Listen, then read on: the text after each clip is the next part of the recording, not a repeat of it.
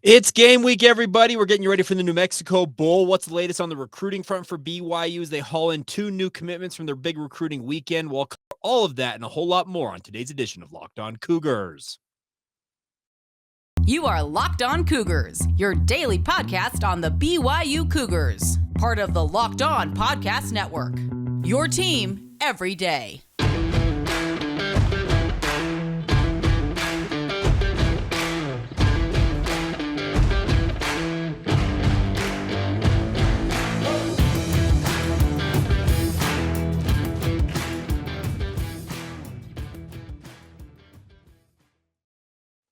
What is up, everybody? I'm Jake Hatch, your host here on Locked On Cougars, your resident BYU insider. Thank you for making Locked On Cougars your first listen of the day.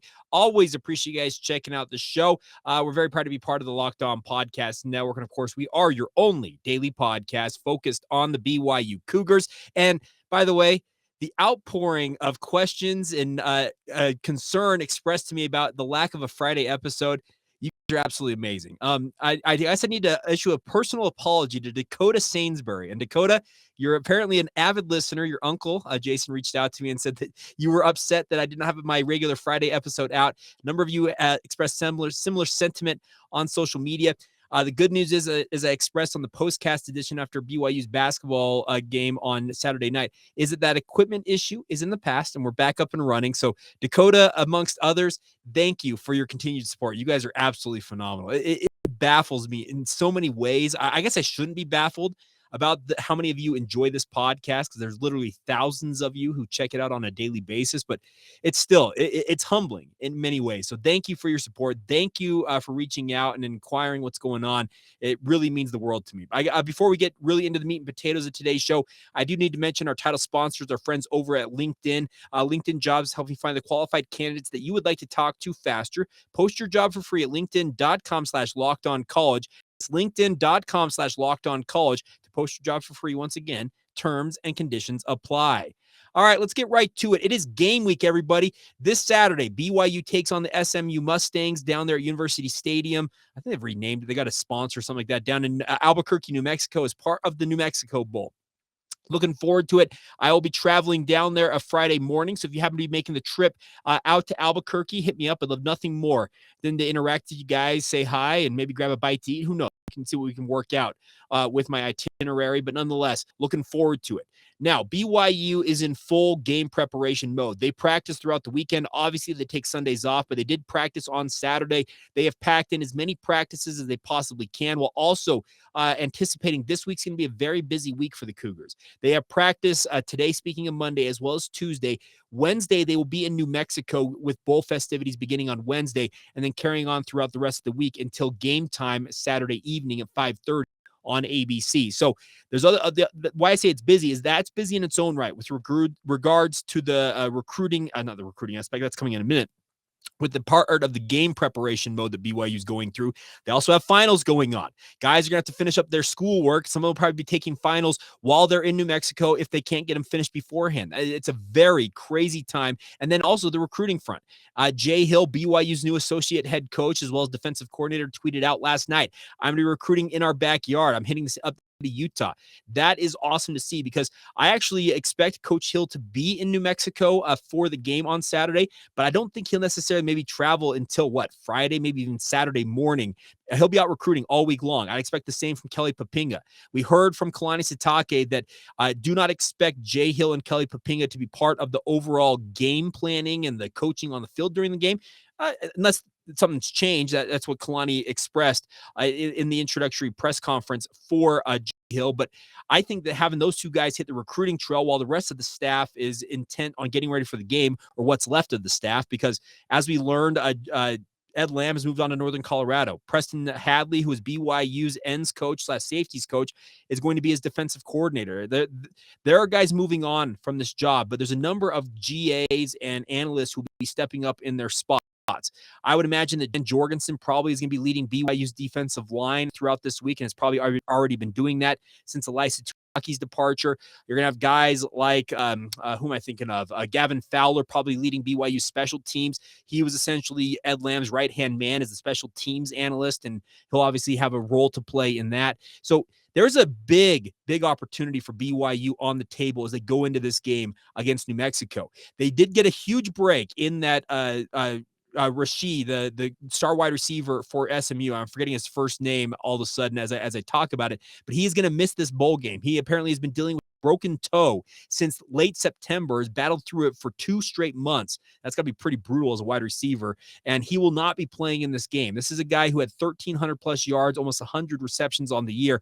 That's a huge break for this BYU defense. On BYU side of things, they're still obviously going to be doing everything within their power to get a guy like Jaren Hall as healthy as possible and hopefully have him play. What I was told as recently as last night, so Sunday night, it was that he is going to be probably a game time decision at the very, very best.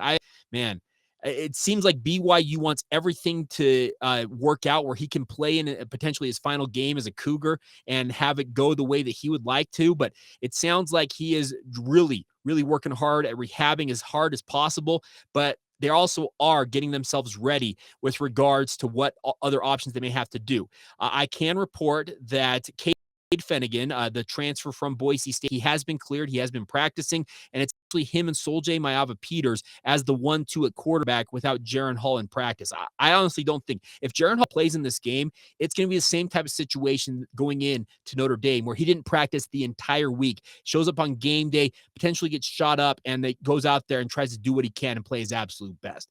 The good news is guys like Cade Finnegan and Soljay Maiava-Peters will have all of this practice time. They have been practicing since they got the bowl announcement. Those have been the two guys. It was actually Soljay to begin with. Then Finnegan was cleared late last week to begin practicing. Those two have gotten a lot of reps with the ones, and it's going to be very important for them to get as many reps as possible if they are called upon. If you were to ask me which of the two ultimately gets the start, I think BYU would give the nod to Finnegan, but you can't count out Soljay. He has just been this absolute warrior working with the scout team. He's run routes at wide receiver. This is a guy who will do anything to help this BYU football program. So keep an eye on those two throughout this week. The other good tidbit I can pass along to you guys is that a lot of guys that were dinged up towards the tail end of the season are healing up. The offensive line should be full go, should have all of their horses up in front of them. Guys like Chris Brooks, Hinckley Ropati at running back should be ready to go. Miles Davis, etc. You should have BYU's rush game, which was very, very dominant in some of these wins they've had late in the season. It should be ready to roll in a game like this. SMU's defense is not good. If you look at the metrics, they're giving up 38 points on average this season.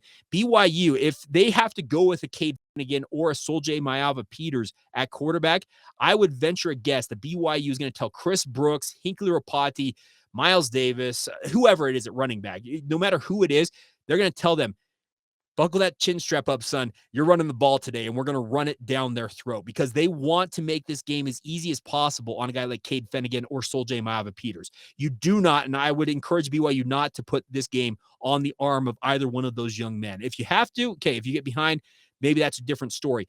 You can help it. Make this a game where you run the ball maybe 50 times, run it for 300 plus yards, and get out of there with a victory 8-5. That's got to be the mindset for BYU. Now, flipping over to the defense, the conversations I've had about BYU on defense is that the linebacking core has been significantly thinned out. We already all saw that Keenan Peely announced that he is going to seek a graduate transfer out of the program. He will not be playing in this game. Tate Romney announced that he is going to Arizona State. He obviously will not be part of the thing for BYU. Outside of the linebacking core, which has been thinned significantly because guys like Peely, Tate Romney, who else? Peyton Wilgar, et cetera, have all essentially moved on from the program at this point. You are looking at a pretty stout defensive front for BYU. Everybody who's not been ruled out for the season with season-ending injuries should be available for this game based on everything that I understand. That would include guys like Lorenzo Fauatea, Gabe Summers. Those are the guys that BYU was relying on early in the year and obviously try to get them back as quickly as possible the lineup for BYU. Think of Caden Haas, Atunai Samaje, the big hog mollies that BYU needs in the middle of that defensive line to hold up. They are apparently getting close to, or at least close enough to 100% to be able to play in this game. The back end of BYU's defense appears to be pretty healthy as well. So the cornerbacks, the safeties that have not been ruled out for the year, Malik Moore, for example, has been ruled out. Obviously, he had that broken hand, but outside of that, you should be fairly healthy for BYU going into this game. That's the good news if you're a BYU fan.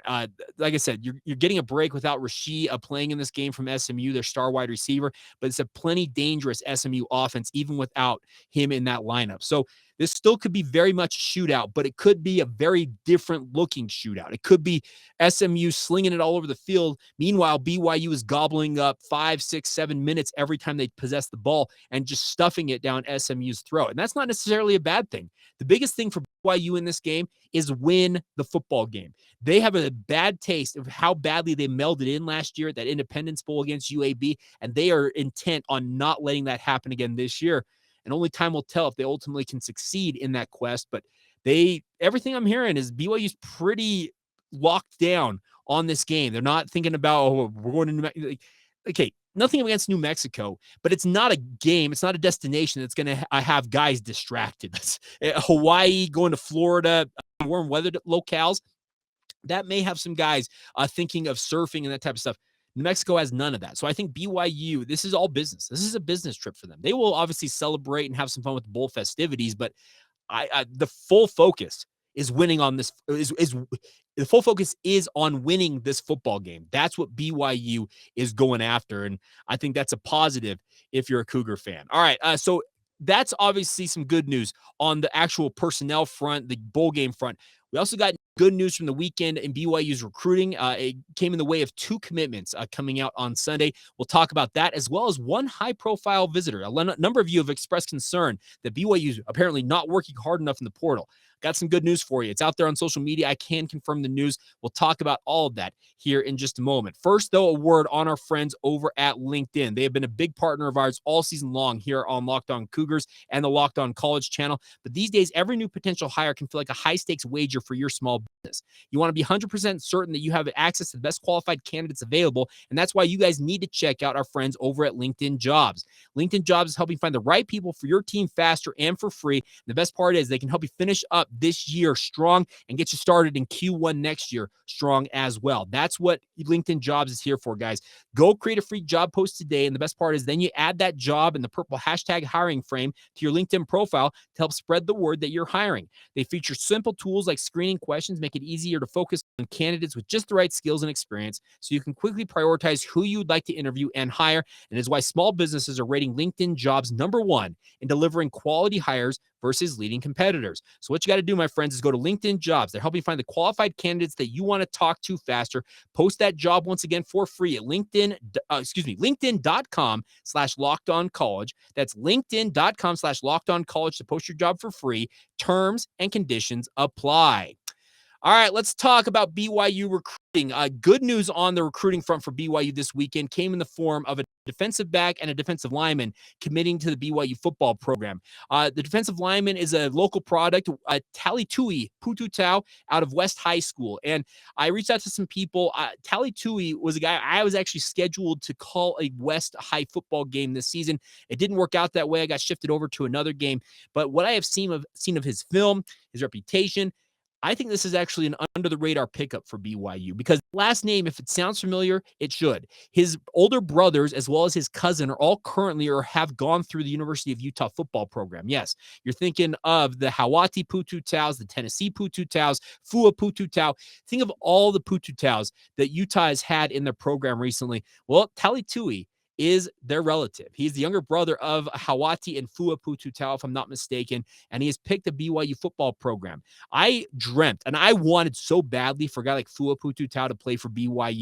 He was absolutely just a lights-out prospect when he was coming out of high school, and I was like, man, BYU really needs to land him, and he ultimately picked the University of Utah, and tapping in to the Pututau family is an absolute home run for BYU because if the genetics work out, and I know that sounds like a weird thing, but if Talitu'i is anything like his older brothers, he weighs 255 or 270 pounds, depending on which recruiting service you look at or his huddle film. Well, here's the thing. He's 6'5". If he's 255, he's probably going to go on a mission. Even if he doesn't, the genetics will probably take over, and he probably ends up closer to being a 300-pound defensive tackle for BYU along that interior of the defensive line. I really, really like his film. He looks like a guy who is more than capable of contributing in multiple facets. I would probably slate him currently to play a 3 technique. For those of you who are really geeked out on defensive line technique. The 3 technique is a guy who lines up usually either head up over the guard or just outside of the guard's outside shoulder and plays that defensive tackle role. The nose tackle is the one that's usually heads up on the center. I think that Talitu'i is probably better suited for that 3 tech, but I really think this is a kid who is a really, really solid pickup for the BYU football program. As I said, the bloodlines are there. His older brothers have had success at the University of Utah. Hawati just recently graduated from Utah, was a multi-year starter as a defensive tackle for the Utes. Tennessee and Fua have had their moments with Utah as well. So tapping into this family gene pool of the Pututaus is absolutely phenomenal for BYU. I really like Talitui's pickup, and I think that he'll be a guy that BYU is going to be very, very happy with. And by the way, if it doesn't work out on the defensive front for him, he's got the height and weight to also be a guy who has played offensive line for West High School. And if it doesn't necessarily work out on the defensive front, he could end up on the offensive side of the football. He's got the height and weight combo that I think BYU would say, you know what? You could be an interior guy for us. Let's see what you can do here. Now, the other commitment game this weekend is a little more of an unknown. That's Jayden Dunlap out of Cerritos College down there in Norwalk, California. Now, Cerritos College has just put out a number of athletes in recent years. Hinckley Ropati was a standout for Cerritos College before joining the BYU football program. So BYU dipping back down into their junior college connections down there in Southern California. And this one has Gennaro Guilford's name written all over it. Jayden Dunlap, 6'2", 180 pounds. Like I said, playing for Cerritos College. I pulled up his huddle film because I didn't know much about him. And what I saw is a guy who is a really, really a solid defensive back. Not afraid to play in man coverage, can play in zone coverage, but he's a guy who likes to attack the football. Whether a guy is catching the football, he's attacking it there, or he'll go up and high point it. There were multiple instances I saw on his film of him just going up and making a deflection, getting an interception. He's got the height, weight, speed combo. It seems like the BYU covets in their cornerbacks. I know that Smith Snowden's supposed to announce his commitment today, and I don't know which way he's going to lean. If you're watching this before 2:00 Mountain Time, I would assume he picks Utah at this point. It's everything points to him picking Utah, but I think Jayden Dunlap is more of the prototype of what BYU wants from their cornerbacks versus a guy like Smith Snowden. I'm not saying that BYU doesn't want Smith Snowden. They want him desperately. He was on that recruiting visit this past weekend on BYU's campus. They would love nothing more than to have Snowden carrying on the Snowden family legacy at BYU. But Jayden Dunlap, he's more of what Gennaro Guilford seems to prefer his cornerbacks, where they're tall, long, rangy athletes that can really play football. And I think that Jayden Dunlap fits that role. If his foot speed is not necessarily up to par, at 6'2", 180, you bulk him up a little bit, he probably can play safety for BYU, even if that comes to it. So I think that both of these pickups for BYU's defense, very, very solid, underrated pickups. Because like I said, Jayden Dunlap, I honestly don't know much about him. I had to look up his huddle film and kind of just base my opinion off of watching his highlights. But what I saw, a guy who really gets after it. And Cerritos, like I said, is one of those colleges that continues to pump out talent annually at the Division I level. So you know that they're doing something right down there. They're developing athletes, guys who can play football, who can contribute at this level. We've seen Hinckley Ropati really blossom down the stretch this season for the BYU football program. Well, he's just another in a long line of these Cerritos College guys who comes out, and hopefully Jayden Dunlap is exactly that. The other thing about BYU's recruiting weekend is I think that there's still positive news to come out of that. The whispers, I mentioned this on my postcast edition, I kind of added a little tidbit onto that, is that the whispers coming out of the recruiting weekend that BYU felt very good about where they stood with a number of guys who were either uncommitted or potential guys they could flip to being a BYU commitment.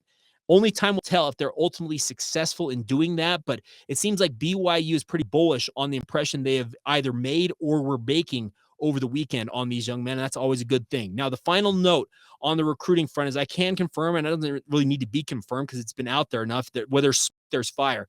Kedon Slovis, the former USC/Pitt quarterback, he was on campus at BYU visiting Brigham Young University this past week. Slovis, a guy who was thought to be a breakout Heisman campaign type guy when he was at USC.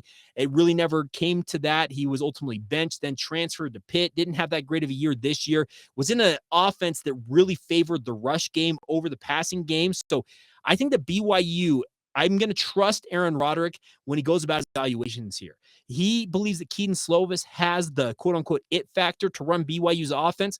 I would trust Aaron Roderick. There are a number of you who are quote-unquote out on Aaron Roderick who have jumped in my mention saying that, well, if they're going to axe Elisa Tuiaki, Aaron Roderick needs to be under fire too. Folks, Aaron Roderick is about as safe as he possibly can be. Yes, the 3rd and 1, the 4th and short issues they had this year, he wants nothing more than to fix those, I'm sure, in his own right. But this BYU offense has been nothing short of absolutely solid. And the best part is Aaron Roderick he's 2 for 2 on quarterback evaluations. Think about this. He nailed Zach Wilson. Zach Wilson, the number 2 overall pick in the NFL draft. Now, his NFL career may not be panning out the way that many envisioned it, but he still got him to the near top of the NFL draft. Jaren Hall, if this is his final stanza as a BYU quarterback, he's going to be a mid-round pick at the very worst for BYU.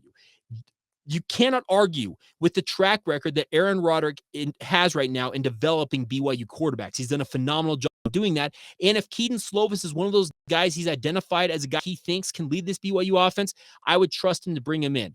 I think that if you're able to bring a guy like Kedon Slovis to campus at BYU and make him part of the quarterback room, I think he'd be a solid pickup. I am of full belief that BYU is going to be targeting multiple quarterbacks in the portal this year. The good news is, last I saw, 69. Yeah, nice. I got it. There's 69 quarterbacks last I saw in the portal. A number of them, half of the AC starting quarterbacks are in the NCAA transfer portal. DJ Uiagalelei out of Clemson, a guy who once upon a time was also a guy that people thought was a future star and a future first-round draft pick in the NFL. Well, it hasn't worked for him at Clemson. He was benched, and he's entered the transfer portal. He could be transferring closer to home, and BYU is much closer to home than Clemson, South Carolina, when he's a kid from Southern California. But the good news is, I think BYU is doing their due diligence and working hard in the portal, and Kedon Slovis coming to campus at BYU means to me that he is interested in what BYU's got for him. Now, many of you might recall there was a podcast he was on shortly after his first game playing for BYU. He said this: my freshman year, we're playing at BYU. The craziest thing to me, Provo is a weird place. I'm trying to think what the podcast name was. The Momentum Pod. That's what it is. The Momentum Podcast. Then he adds this. Then keep in mind, they're Mormon. They're all Mormon, right? Ask Kedon Slovis. So they're not drinking. I think that's almost more intimidating because you go in there and usually kids or people are heckling and you're like, okay, all right, they're just drunk. Every person in that stadium is sober heckling you. So when they heckle you or like they say stuff, they're not cussing. They're saying, Slovis, you stink. Well, Kedon Slovis, you can change that. You want how you change that? You become a BYU quarterback and come suit up for the blue and white of BYU football. Will it ultimately pan out that way? Only time will tell, but there is interest apparently on both sides of Kedon Slovis potentially being a part of the BYU football program, but I think he'd be part of the puzzle for BYU. Do I think that Kedon Slovis is an absolute home run, comes in day one starter for BYU? No, and I don't think BYU intends for that. I think BYU probably sold it to him as, okay, we think you're absolutely phenomenal. You can come in here and compete. We think that you have the capability of being the guy at BYU, but you got to come in here and prove it. I don't think BYU, at least what I would expect, is promising any dude, you know what? You're the guy. You come in, you show up here, you're QB1 from the get-go, and you will be the guy. I don't think that's how BYU's operating, nor should they be operating in that capacity, but they are doing work in the portal, folks. I know that a number of you are like, well, BYU keeps losing guys, but they're not getting anybody in. Just take a chill pill a little bit, folks. The Kedon Slovis thing, that's the positive momentum on that side, and BYU is doing their work. So it may not be as instantaneous as you might like, but trust me, BYU's doing work to make sure they get as many people into the program as humanly possible. All right, we'll round out today's show with some final notes on some other BYU sports from over the weekend. We'll get to all of that in just a moment. First, though, a word on our friends over at Simply Save. Now, of course, here at Locked On Cougars, home is where you and your family should feel the safest, especially during this holiday season. This season, give yourself and your family the gift of peace and protection with the #1 rated home security system from our friends at Simply Safe. And right now, the best part is Simply Safe is offering a Locked On Cougars listeners 40% off a new security system. But don't put it off. It's only for a limited time, my friends. So get in on this action today. The best part is, in an emergency, 24/7 professional monitoring agents use what they call their Fast Protect technology exclusively from Simply Safe to critical evidence and verify the threat is real, so you can get higher priority police response or whatever response you need from the authorities. That's what I love about it. The best part is it gives you that peace of mind knowing that your home is protected. You can check in via your cameras remotely anytime, and they have their professional monitoring service costs under $1 a day, less than half of that of traditional home security systems. So give it a shot today. Do not miss your opportunity to get 40% off your favorite security system over at Simply Safe. Get 40% off right now by going to simplysafe.com/lockedoncollege today. Once again, that's simplysafe.com/lockedoncollege. There's no safe like Simply Safe. Today's show is also brought to you by our friends over at UCCU. UCCU is offering a 15-month savings certificate with an incredibly high of an incredibly high APY of 4.00%. The best part is they're trying to help you guys navigate this era of interest rates and inflation that are both on the rise and don't seem like they're going to be going back down anytime soon. They can help you use that rise in rates to your advantage with a certificate. So what is a savings certificate? Is it like a savings account? Yes, but it has a much higher rate of return. As you mentioned, a 4.00% APY. It blows the water out of any sort of savings account, money market account, whatever it might be that you happen to have your money sitting in. What it is with the savings certificate, you put your money in one time, you let it grow and grow and grow during that 15-month period, with the additional caveat that if rates continue to rise, UCCU is offering you a one-time rate jump. So if any point during 15 months of that savings certificate, you can bump that rate up one time and continue to add to your haul when it comes to that savings certificate. So the best part is it's simple. It's here to help you guys out. And the best part is you can be done for as little as $500, making it an awesome opportunity for every type of saver, both big or small. So give it a shot, my friends. Go visit UCCU today. You can start it by going into any one of their branches across the Wasatch Front. You can call them or go online to uccu.com to get started. But remember, this offer is only for a limited time. So get started on today. So visit uccu.com to get that savings certificate, a 15-month savings certificate with an incredibly high AP 4.00%, all courtesy of your friends over at UCCU. That's Utah Community Credit Union. Love where you bank. Thank you once again for making Locked On Cougars your first listen of the day. Always appreciate you guys checking out the show. A couple of notes to finish today's show on is congratulations to Kingsley Suamataia. He was named first team All-American, freshman All-American, by The Athletic. Not that surprising. The former four-star prospect, the guy who transferred to BYU, he was named to the second team. I apologize. I misread that. I was looking at the wrong headline. Always good to have that. But he was named previously as a second-team freshman All-American by the College Sports News, and also named a College Football Network All-Independent first-team offense honoree as well. So it looks like Kingsley Suamataia is the latest in terms of a long line of freshman All-American. Think of Clark Barrington, Campbell Barrington. Now Kingsley Suamataia is the latest in BYU players who have been named freshman All-American. Suamataia looks like he's going to be a stalwart for BYU for the next 2 to 3 years. I would imagine that if Blake Freeland ultimately does decide to go to the NFL, and I have no reason to think that he's not going to this offseason, Kingsley's probably penciled in as your starting left tackle next year, despite starting this year at right tackle. Could BYU decide to go and hit the portal and find a new left tackle to replace Freeland? Sure, but Suamataia, to me, screams your future left tackle. He's got all the athleticism, the length, not necessarily the height that Blake Freeland had, but he's got the ability to be a dominant left tackle. And I think that if BYU wants him there, they'll put him there to great success. So congratulations once again to Kingsley on that honor. Now, the other final note is a tough loss for BYU women's basketball in their annual rivalry game against the University of Utah. The Utes are absolutely balling right now. They're the number one offense in the country. BYU actually held them 23 points below their season average, if I recall correctly. But BYU lost that game 76-59. Two standout players in this game, though, for BYU. Nani Falatea and Lauren Gustin combined for 36 points, both of them adding 18 points each in the loss for BYU.